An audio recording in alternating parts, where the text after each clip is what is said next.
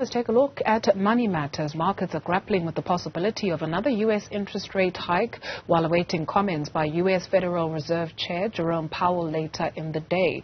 Stocks are slightly firmer after a rough start and the rand pressure continues.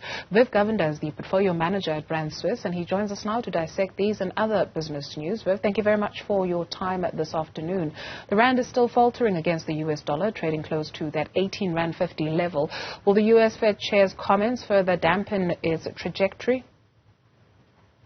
That's the $64 billion question. I mean, the comments from the U.S. Fed are incredibly powerful at the moment.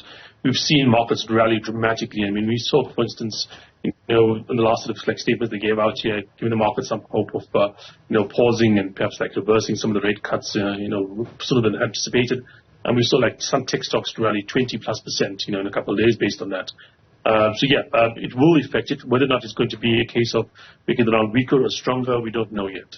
Okay, let's take a look at the International Monetary Fund saying China's economy is set to grow some 5.4% this year. Where's that sudden growth coming from? How should we understand that with what we've been hearing throughout the course of the months about China not looking so good? China is not looking very good at the moment. The people don't understand that the Chinese economy is, about a third of it is property. And the property sector is in almost collapse because they've overbuilt, they have a declining population, and there's a couple really large kind of almost Ponzi scheme kind of structures happening there that are coming to basically are falling down at the moment, Evergrande and those kind of things.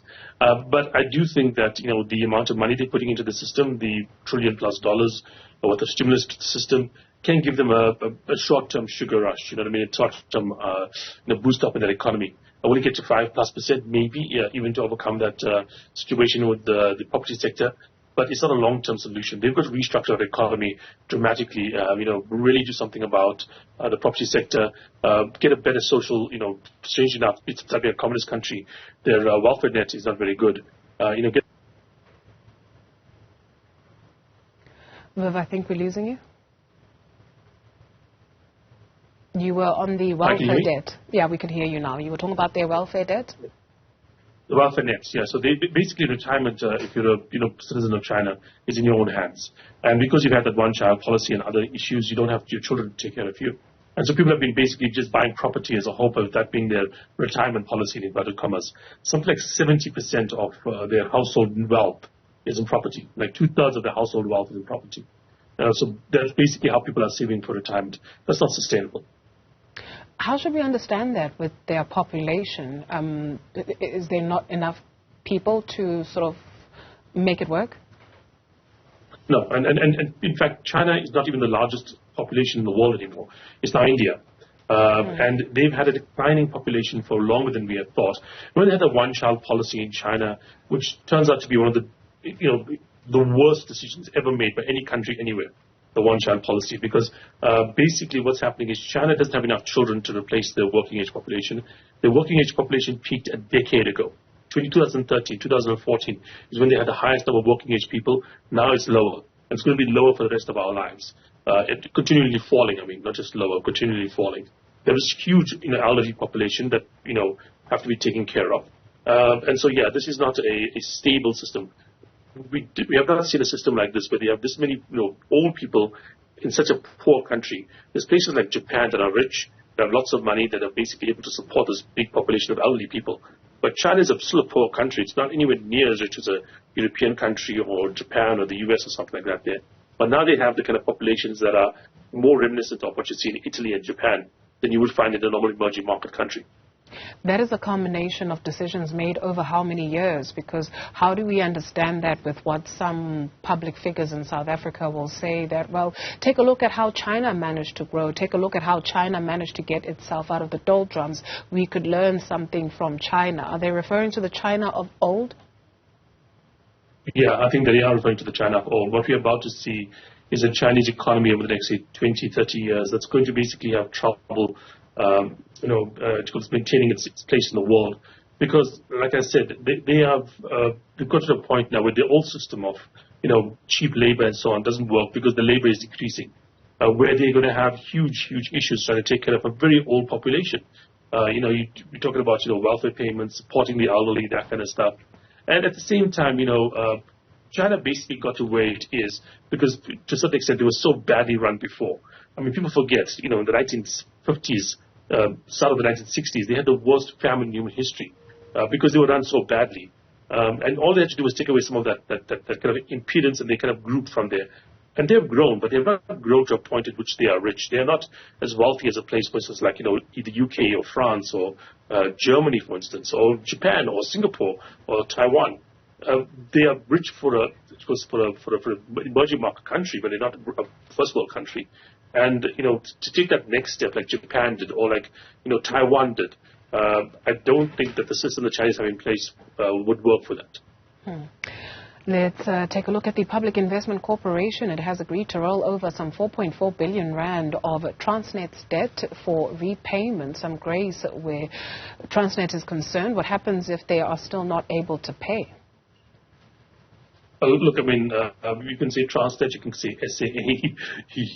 There's these kind of staples that are really like, in almost dire straits on life support effectively, and government is stepping in to try and basically help them out, because they are effectively government institutions. Now, Transnet is, people in South Africa often know about things like, for instance, the SABC's issues, or they know about, issues with SAA, or the issues with, for instance, Eskom, because we deal with it as a public, you know what I mean? Less people deal with Transnet, but Transnet has been as bad, if not worse, than any of those entities out there. And that's really had a huge impact on our economy because we can't get the stuff from the mines to the shores to basically get the ship to outside the country to earn income. We can't transport things well enough at the moment to basically get our manufacturing sector functioning. That's why we have all these gigantic trucks on the road. These things should be taken by rail, not by truck. You shouldn't be taking a truck from basically Durban to Joburg. It does not make sense. You should be doing that by rail. If it's a big enough load. So Transnet's a huge issue. What if they don't pay? They probably won't pay. This is probably going to be some kind of thing that drags on and on for a while because government has shown absolutely no ability to get any of the parastatals. Like, you can't name a single one that's been turned around. And I don't know what would be different about Transnet. What is the risk? I think there was an article that was published the other day that spoke about tapping into the liquidity of the private sector. We're hearing that a lot where state-owned entities are concerned, the inclusion of the private sector, which has raised some concern, more so when it comes to the consequence for you and I. Yeah, tapping into the liquidity of the private sector, it's like a Margaret taps into your wallet, if you phrase it like that way. Look, I mean, there's been talk about certain things. The easiest thing for government to do, and I think this is something that will be probably done over the next 5-10 years' time. It's just too lucrative. Is what's going to happen is they look at your pensions, retirement annuities, that kind of stuff. We have the biggest. I think one of the top 3 biggest retirement pots versus the size of our population, size of GDP, anywhere in the world. So we are very, very well invested for retirement for South Africans. But that money is stuck, and there's rules about how that money can be invested. If government was to put in like a 10% has to be going towards certain kinds of infrastructure bonds, for instance, in your retirement annuity, that would be more than enough to pay off all of Eskom's debts plus a bit. You know what I mean? That's how big our retirement pot is. So I do think that might be something down the line, if that's what they're talking about. When it comes to other kinds of the private sector, funding, I mean, I don't think that, banks or private institutions are likely to go and basically fund Eskom and Transnet at anywhere near reasonable rates because of the risk posed to those loans. You know what I mean? The one thing that I would fear would be something around pensions, which would be quite bad for you and me. Because already you can get debt for a solar system. Some of the country's banks are, I think, saw one the other day, and there's another big telecoms company that is actually giving out loans to South Africans. So if you want to get off the grid and you want to put in solar in your house, you can get debt for however many years. Is it 3, 4 years, 5 years, 10 years, so that you get electricity. Let's take a look at A2X. It's celebrating 6 years and has grown from 657 million rand trade in year 1 to over 75 billion rand. Are there links between this growth and the JSE losing listings? No. I mean, towards AJX, it's competition for the JSE, but it isn't the reason that the JSE is losing listings. The reason that the JSE is losing listings is more to do with the macroeconomic situation in South Africa. Many, like especially the big miners, are deciding to basically re-headquarter elsewhere in the world because they don't see as much need for having a South African headquarters if they don't operate as much in South Africa as used in the past. In some cases, they've totally removed South African operations, and that's one of the reasons there. We also have not seen an increase in basically new companies coming in like we should be seeing normally. If you look at the US, the companies that the biggest companies in the US, things like Tesla and things like Facebook and Google and so on, weren't even existing 25, 30 years ago. Yet in South Africa, the biggest names are still the biggest names, except for like Naspers, which was around before, but has obviously grown with that 10% holding.